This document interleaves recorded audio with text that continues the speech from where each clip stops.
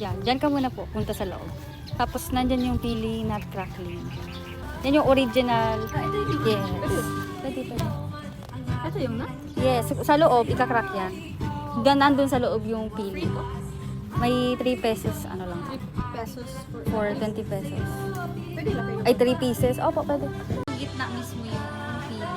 Dito? Yes. Tapos, ma'am, bitawan mo yung kamay mo. Tingnan siya Gitna mo pa. mag-wrap. Ganyan. Parang ano siya? Maipit mo mong kamay mo. Pili na. Ay! Sana? Asan na? Tuto siya. Oh my God. Nakakain yan pero madumi na. Okay lang yan. Hala yung...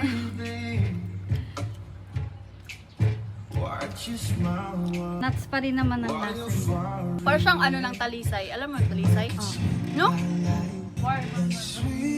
Yung pieces naman yan, dalawa pa. Soft yung nut, no? Siya, pili 3 talaga. Hindi siya yung... Hinito ni Rose? Hindi.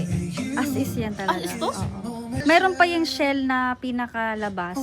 Nagwa-violet siya. Pag hinog na. Tumatasik siya. Ah, ito sa yung perfect cut. Wow! Laki naman ng nut na to. Sa'yo na yan. Hindi ako naman. Sige,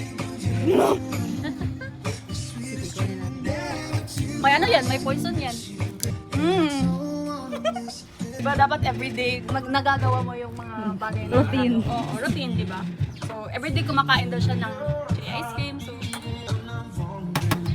okay na siguro yun? Saan pa, ma'am? Alin naman? Hindi medyo makapal. Dito lang yan sa Albay, yung mini nuts. Buong Bicol. Di na siya ano.